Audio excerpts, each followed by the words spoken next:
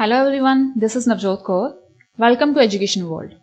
And today's topic is consumer equilibrium. Before knowing what is consumer equilibrium, let's go to the concept of consumer. In this concept, we will not only learn about the consumer equilibrium, we will take into consideration utility also. So here we have consumer equilibrium with utility analysis. We will discuss with types of utility, law of diminishing marginal utility, consumer equilibrium concept, marginal utility analysis, and consumer equilibrium. We will compare the both, and one commodity and two commodity case or several commodity case. Now what is consumer? Consumer is an economic agent who consumes final goods or services for a consideration to satisfy his or her wants. अपनी needs, अपनी demands, अपनी wishes को satisfy करने के लिए consumer अगर कोई चीज बाय कर लेता है, उसे कंज्यूम करता है, उसे किसी कंसिडरेशन के लिए बाय करता है, पे बैक समथिंग। अगर तो किसी चीज के एक्सचेंज में एक गुड बाय की या कैश के एक्सचेंज में बाय की, तो उस पर्सन को बोलेंगे consumer. Consumer can be an individual, a group of individuals, households और ग्रुप ऑफ हाउसहोल्ड्स। एक इंडिविजुअल बंदा अगर ग्रीन टी पीता है, उसकी एक वांट सेटिस्फाई हो रही है, सो ही इज अ कंज्यूमर। या ग्रुप ऑफ इंडिविजुअल्स या कुछ फ्रेंड्स इकट्ठे बैठ के कॉफी पी रहे हैं, then this is also known as consumer group. Household हो गए या groups of individuals, so these are consumers. Consumer का पार्ट है। अब कंज्यूमर बिहेवियर क्या है? एक पर्सन जो चीज बाय कर रहा है to satisfy his her needs और डिमांड्स, उसके रिगार्डिंग उसका कोई एटीट्यूड है, परसेप्शन है, वो कैसे बाय कर रहा है, क्या कर रहा है, this is known as consumer behaviour.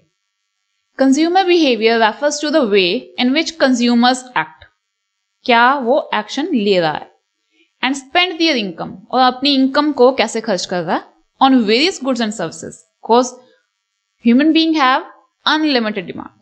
तो उन डिमांड्स को सेटिस्फाई करने के लिए डिफरेंट गुड्स एंड सर्विसेज का कैसे कॉम्बिनेशन वो बाय करता है, कहां पे वो कितनी इनकम स्पेंड कर रहा है in order to get maximum satisfaction, और अपनी जितनी भी लिमिटेड इनकम है, लिमिटेड रिसोर्सेज है, उससे मैक्सिमम सेटिस्फैक्शन अर्न करने की, मैक्सिमम बेनिफिट अर्न करने की कोशिश करता है।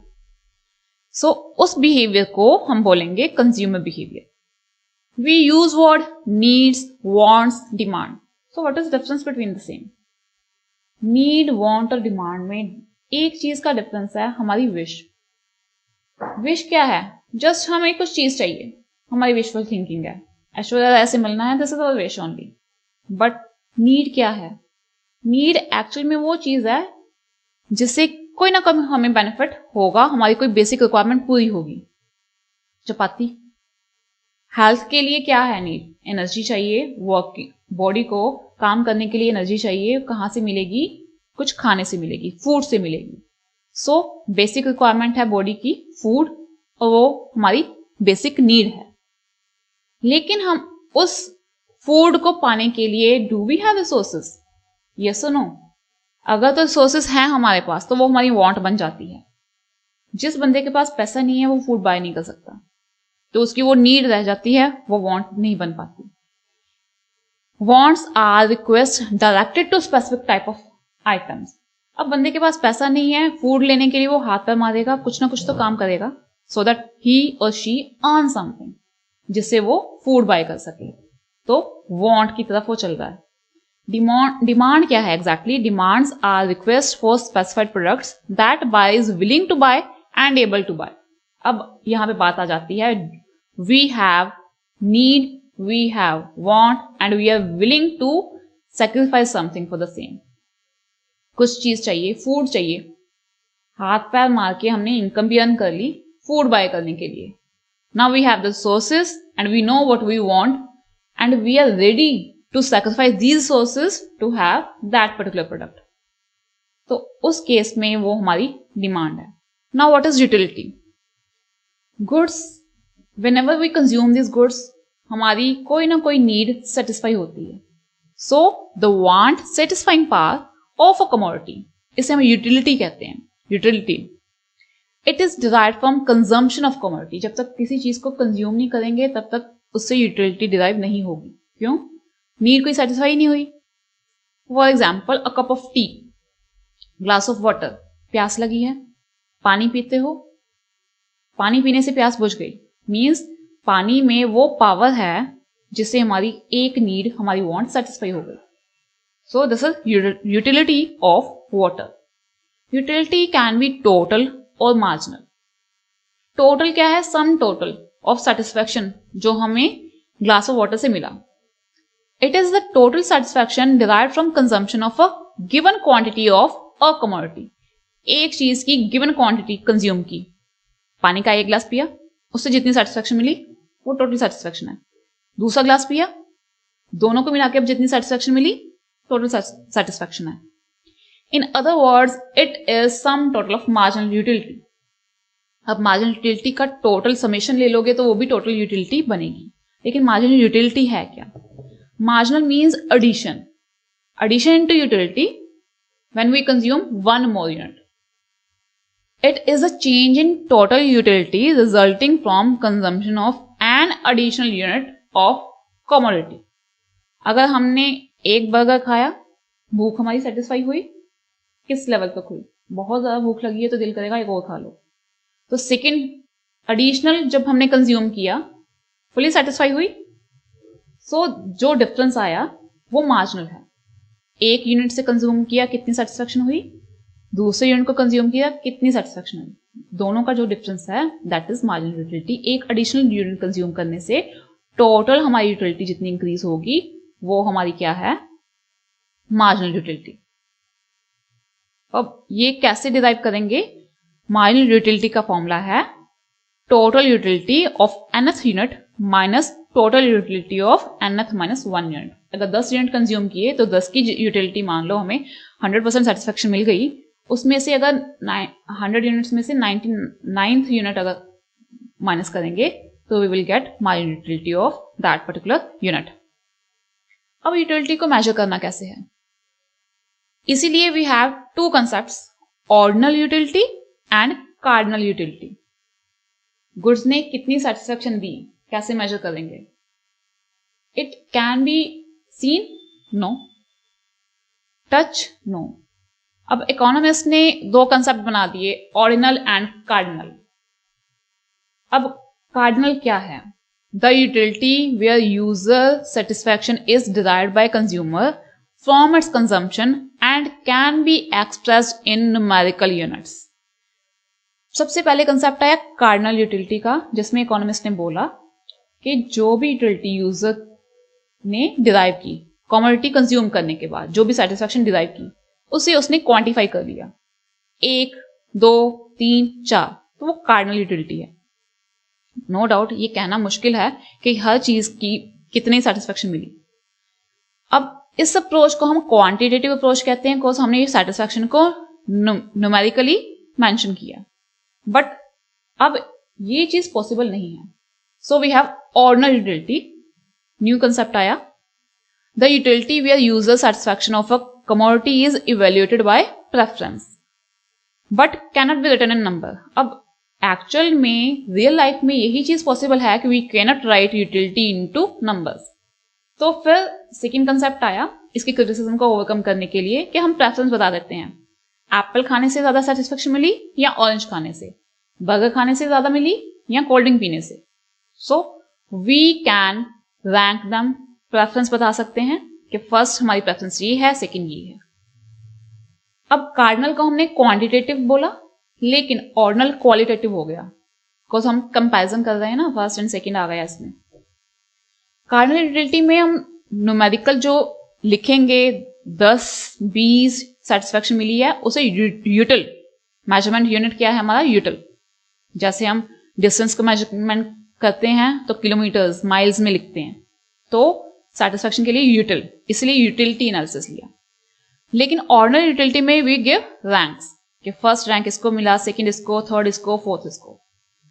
कार्डिनल में क्या करते हैं हम, मार्जिनल यूटिलिटी एनालिसिस, मींस कि मार्जिनल यूटिलिटी जो है उस कंसेप्ट को लेकर ही कंज्यूमर का इक्विलिब्रियम या उसकी सेटिस्फैक्शन को स्टडी करते हैं। बट ऑर्डिनल यूटिलिटी के केस में we do indifference curve analysis. We will discuss it in some other lecture. Utility analysis is our topic right now. So, indifference curve के बारे में we will discuss in some other lecture. Cardinal utility क्या है? हमारा traditional concept है. New classical economist ने ये दिया था, लेकिन बिकॉज ऑफ इट्स क्रिटिसिज्म के सेटिस्फैक्शन को क्वांटिफाई कैसे करना है, इट इज रियली डिफिकल्ट. कोई ये नहीं बोल सकता कि एप्पल खाने से मुझे 10 यूटिल मिले. ये सब्जेक्टिविटी है. तो मॉडर्न इकोनॉमिस्ट ने न्यू कंसेप्ट निकाला, दैट इज ऑर्डिनल यूटिलिटी. तो कार्डिनल क्या है हमारी? रियलिस्टिक नहीं है, लेस रियलिस्टिक है. हर कोई क्वांटिफाई नहीं कर सकता कि हाँ उसमें से मुझे 10 यूटिल मिले, उसमें से मुझे 20 यूटिल मिले. बट ऑर्डिनल यूटिलिटी जो है कंसेप्ट, वो रियलिस्टिक है. कंपैरिजन बड़ी इजीली हम कर सकते हैं कि whether buying a traditional dress satisfy your demand या बाइंग अ मॉडर्न ड्रेस. किसी फंक्शन पे जाना है, what you want, traditional dress पहननी है, मॉडर्न ड्रेस पहननी है, तो प्रेफरेंस आपकी यहाँ पे वी कैन सी जो आपकी सब्जेक्टिव आपकी रिक्वायरमेंट है, आपकी जो थिंकिंग है. अब एस्टिमेशन कैसे करते हैं हम यूनिट्स के, यूटिलिटी के? अब मान लो on the left hand side we have units 1 2 3 4 5 6. अब कार्डिनल यूटिलिटी की बात करेंगे, ऑर्डिनल की बात नहीं करेंगे, because we are going to discuss marginal utility concept and consumer equilibrium. तो इसमें हम क्वांटिफाई कर देंगे किसको? यूटिलिटी को. अगर मान लो एक यूनिट से we have a consumer A in the market, उसने एक यूनिट बाय किया किसी भी कमोडिटी का, से बिस्किट उसने एक खाया, उससे उसे 20 यूटिल मिले सेटिस्फैक्शन. तो मार्जिनल यूटिलिटी भी टोटल यूटिलिटी के इक्वल है इनिशियल यूनिट में. जब सेकेंड यूनिट उसने कंज्यूम किया तो यूटिलिटी उसकी टोटल से 20 से 39 हो गई. तो मार्जिनल यूटिलिटी क्या आएगी अब इसकी? अब दोनों का डिफरेंस देख लोगे आप. से 20 एंड 39 दोनों को माइनस किया तो कितना बना हमारा? 19. नेक्स्ट यूनिट कंज्यूम किया, अनदर एडिशनल यूनिट, उस केस में 57 माइनस 39 बन गया 18. तो यू कैन सी कि जब भी एडिशनल यूनिट कंज्यूम कर रहे हैं तो हमारी यूटिलिटी मार्जिनल यूटिलिटी उनका डिफरेंस आ रही है.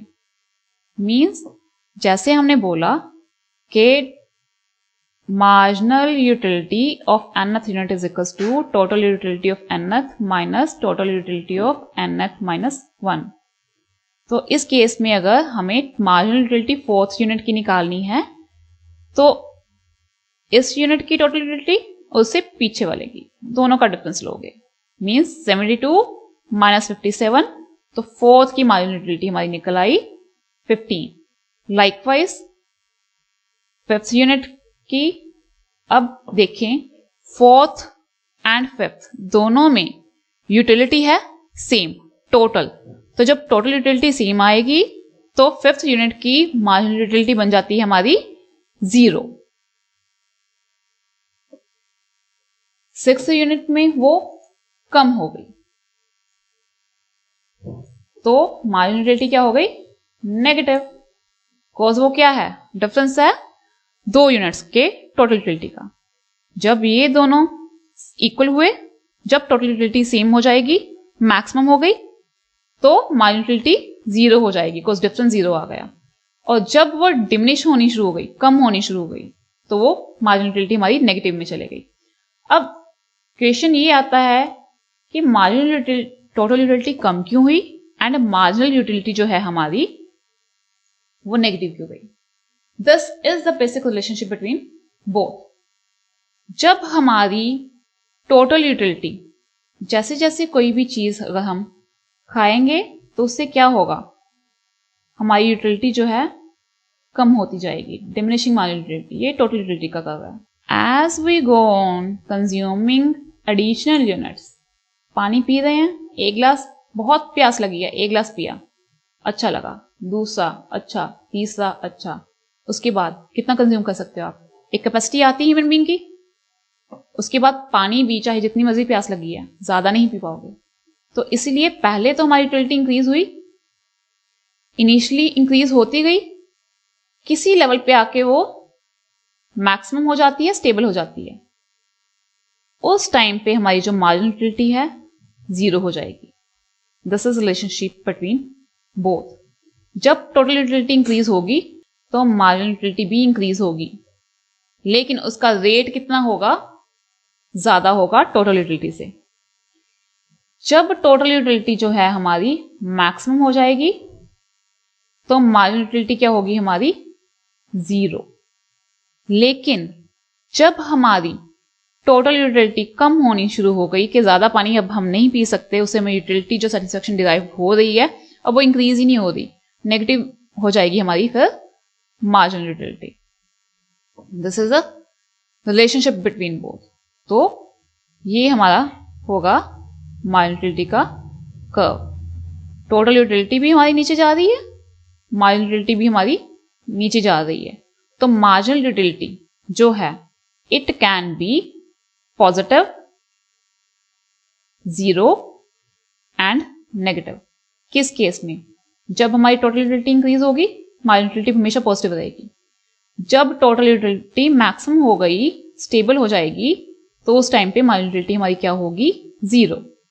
जब टोटल यूटिलिटी हमारी डिमिनिश होने लगी तो मार्जिनल यूटिलिटी नेगेटिव में जाएगी। This is the law of diminishing marginal utility. अब ये लॉ कहता क्या है, ये लॉ इस चीज को ध्यान में रखता है कि ह्यूमन बीइंग है, हम सभी की वांट्स की जो सेटिस्फाइंग की कोई ना कोई पावर है, कहीं ना कहीं पे आके खत्म होती है।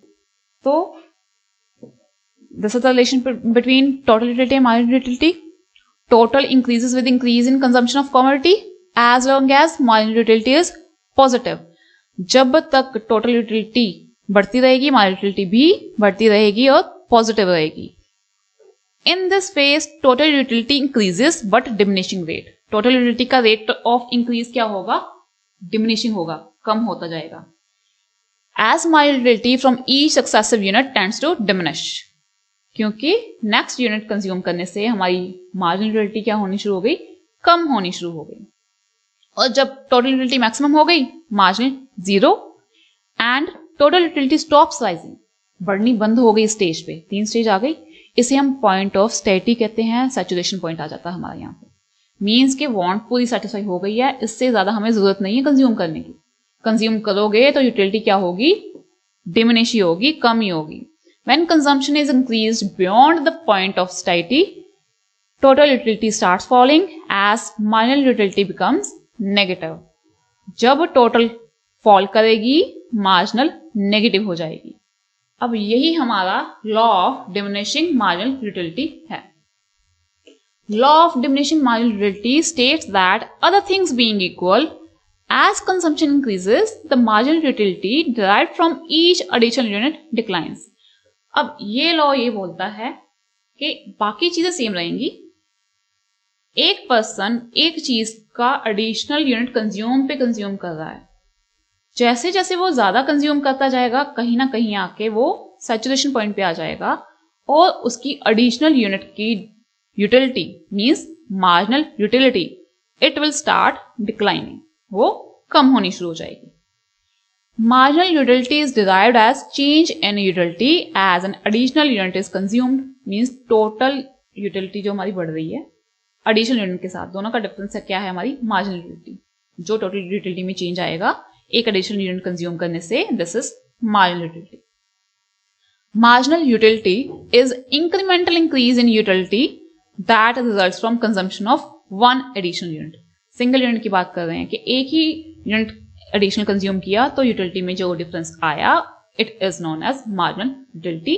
और सभी मार्जिनल यूटिलिटी को टोटल कर दोगे तो क्या बनेगा, वो हमारी टोटल यूटिलिटी निकल के आएगी। अब यही law of diminishing marginal utility है जो है वो है हमारा बेसिस किसके लिए, law of demand. Law of demand जिसमें हम बोलते हैं प्राइसेस बढ़ने से लोग क्या करते हैं, डिमांड कम कर देते हैं प्रोडक्ट की। कम करने का कुछ रीजन भी होता है कि जितनी जितनी वो चीज कंज्यूम करते जाएंगे कहीं ना कहीं सैचुरेशन पॉइंट पे आ जाते हैं, जिससे क्या होगा, सेटिस्फेक्शन मैक्सिमम हो गई है, अब उससे ज्यादा वो पर्सन नहीं कंज्यूम कर सकता। अब इसकी कुछ एजम्पशंस है। अब इकोनॉमिक्स में ही सबसे पहली एजम्पशन आ जाती है consumer is a rational human being, तो ये इसका बेस है। Consumer who is consuming the goods should be logical and knowledgeable to consume every unit of goods. Goods की जितने भी यूनिट्स वो कंज्यूम कर रहा है उसके बारे में he has proper knowledge, he or she has proper knowledge कि कितने यूनिट्स हैं एंड क्या उसका मेजरेबल यूनिट है, क्या उसका प्राइस है, कितनी क्वांटिटी में वो कंज्यूम कर सकता है. Goods which are to be consumed should be equal in size and shape. Goods जो कंज्यूम कर रहा है सभी का साइज एंड शेप इक्वल रहेगी. अगर बर्गर ले रहा है, उसने एक बाय किया है, अगर वो सिंपल वेज बर्गर लिया है तो दूसरा भी वो सिंपल वेज बर्गर ही लेगा, नॉन वेज में नहीं आएगा. वो अगर चेंज कर देगा तो उसका सैचुरेशन पॉइंट मे और may not change. Consumer should consume goods without time gap. Consume कर रहा है at a stretch, continuous consumption होगी. पानी पी रहा तो अभी अभी कंज्यूम करता जाएगा एट अ स्ट्रेच. ये नहीं एक अब पिया और एक 6 घंटे बाद पिया, तो फिर तो नो डाउट 6 घंटे में तो प्यास लग ही जाएगी. यूटिलिटी इंक्रीज ही होगी, डिमिनिश नहीं होगी. Consumers income, preference, taste and fashion should not be changed while consuming the goods. जैसे law of diminishing marginal utility उसमें बोला अदर थिंग्स बीइंग इक्वल. अब कौन सी चीजें? कंज्यूमर की इनकम सेम रहेगी, उसकी preference same, taste and fashion कुछ भी चेंज नहीं होना चाहिए while measuring this utility. To hold the law good, utility should be measured in countable units or cardinal number. The utility obtained from those goods is measured in util unit. Cardinal measurement ही लेंगे हम इसमें कि quantify कर देंगे satisfaction को, और जितनी भी यूटिलिटी हम लेकर आ रहे हैं वो क्या होगी, न्यूमेरिकल फॉर्म में एक्सप्रेस होगी, काउंटेबल होनी चाहिए कि 10 है 20 है, तभी तो पता चलेगा ना कि हमारी जो यूटिलिटी है कितने रेट से इंक्रीज हो रही है, कितने रेट से डिक्रीज हो रही है, सैचुरेशन पॉइंट कितना आया. As we know that money is measuring rod of utility. Money है basic term, medium of exchange है और मेजरमेंट यूनिट है जो स्टैंडर्डाइज है. So being marginal utility of money should remain constant. अब यहाँ पे एक और अजम्पशन है कि मार्जिनल यूटिलिटी जो मनी की है should remain constant during consumption of goods. Goods को कंज्यूम करते हुए जो मनी से यूटिलिटी आ रही है वो एग्जैक्ट मनी की यूटिलिटी नहीं है. 1 रुपये से उसने क्या किया, जितनी भी गुड बाय की उससे जो सेटिस्फैक्शन डिराइव की at as utility of money. Satisfaction derived from the goods that are bought with 1 rupee और 1 यूनिट ऑफ मनी, 1 रुपी. हमारे यहाँ तो रुपी ही चलता है. So these are basic assumptions. जो अजम्पशन अगर होंगी फुलफिल तो ही यूटिलिटी का law it will hold good. अब अगर कुछ केसेस हम बोलें कि ये चीज हर जगह पे अवेलेबल है, हर जगह पे एप्लीकेबल है, तो इट इज नॉट पॉसिबल. हर चीज की कोई एक्सेप्शंस होती हैं. There are exceptions to everything. Likewise इस लॉ के भी कुछ एक्सेप्शंस हैं. Dissimilar unit. अगर आपने एक चीज कुछ ली, लाइक ब्लैक ड्रेस ली, अब आपने दूसरी ब्लैक ली, आपका मन नहीं करेगा, सेम ड्रेस आप बार बार रिपीट नहीं करना चाहोगे ना. तो अगर डिसिमिलर यूनिट आ गया, एक ड्रेस ब्लैक ली, दूसरी ले ली, एक सलवार कमीज लिया, दूसरी साड़ी ले ली, अलग कलर की ले ली, डिसिमिलर यूनिट हो गया या कलर चेंज हो गया, तो स्टैंडर्ड यूनिट नहीं हो, तो यहाँ पे लॉ ऑफ डिमिनिशिंग यूटिलिटी हम नहीं कहेंगे, it will hold good. Unreasonable quantity. Quantity जो है रीजनेबल होनी चाहिए ताकि उसका सैचुरेशन पॉइंट हो पाए. लेकिन अगर कम क्वांटिटी बंदे ने बाय की है तो नो डाउट वहां से उसका सैचुरेशन पॉइंट नहीं आएगा. जैसे हम बोल रहे हैं 1 गिलास या 2 गिलास पानी पिया, थर्स्ट क्या हुई, पैसिफाई हो गई. लेकिन अगर 3rd या 4th या 5th गिलास पियोगे तो ही डिमिनिशिंग मार्जिनल यूटिलिटी जो है हमारी वो लॉ एप्लीकेबल होगा. 1-2 पे अगर आपने बंद कर दिया तो कंटिन्यूस कंजम्पशन का अजम्पशन है वो फुलफिल ही नहीं हुआ. Note a suitable time period. जैसे कंटिन्यूस कंजम्पशन की बात की तो टाइम पीरियड अब 1-2 मिनट की बात नहीं कर रहे, हम एट अ स्ट्रेच बोल रहे हैं. तो टाइम पीरियड भी एटलीस्ट इतना लंबा होना चाहिए कि वो रेगुलर कंज्यूम करा उस चीज को, उसके बाद उसका सैचुरेशन पॉइंट आ गया, स्टेटी आ गई. Rare collection. अब रेयर कलेक्शन के केस में ये लॉ कभी भी एप्लीकेबल नहीं है, बिकॉज कुछ लोग एंटीक चीजें खरीदने का शौक रखते हैं, तो उनके लिए ये क्या है, एक पैशन है. जितनी ज्यादा वो खरीदते हैं, रखते हैं, स्टोर करते हैं, उतना ही ज्यादा they want to buy more. Collection को और एड ऑन करना चाहते हैं, तो उस केस में ये लॉ एप्लीकेबल नहीं है. Change in taste and fashion. Consumer का टेस्ट या फैशन चेंज हो गया तो भी एक्सेप्शनल है केस। अब नॉर्मल पर्सन, अगर वो पर्सन अब नॉर्मल है या हैबिचुअल है, हैबिचुअल गुड्स के केस में we take into consideration some things like cigarettes है, ओपियम है, जिसे हम बोलते हैं कि नशे की लत लग जाती है किसी को, ड्रंकर्ड है।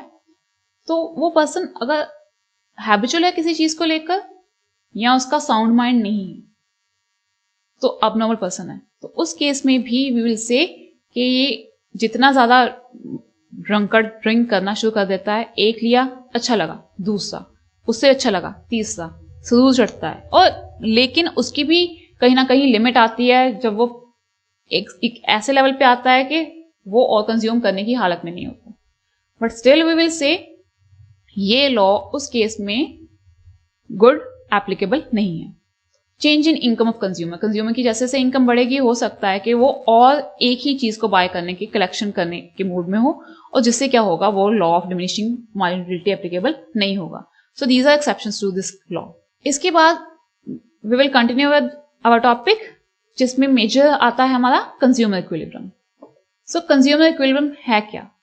अ consumer is said to be in equilibrium where he or she maximizes his satisfaction given his or her money, income and price of two commodities. कम से कम दो कमोडिटी है उसके पास, उसकी इनकम गिवन है, प्राइस ऑफ गुड्स भी पता है। अब वो पर्सन बाय कर रहा है कुछ कॉम्बिनेशन ऑफ गुड्स, दो गुड्स कम से कम, और उससे जो सेटिस्फेक्शन डिराइव कर रहा है, वहां पे वो इस लेवल पे आ गया है, वो कॉम्बिनेशन चेंज नहीं करना चाहता है। He doesn't want any change, has no tendency to change. तो अब बोलेंगे कंज्यूमर इज इन इक्विलिब्रियम, कि उसे मैक्सिमम सेटिस्फेक्शन मिल रही है अपनी इनकम को यूज करके, स्पेंड करके। He has no tendency to change, this is another condition के बंदा चेंज ही नहीं करना चाहता। उसकी कुछ assumptions आ जाती हैं।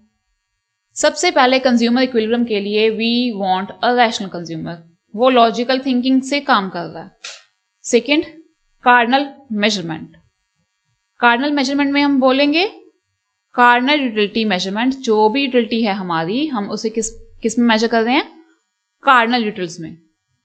इंडिपेंडेंट यूटिलिटी, अब एक प्रोडक्ट की एक यूनिट की यूटिलिटी दूसरे से इंडिपेंडेंट है, उसके साथ लिंक नहीं है।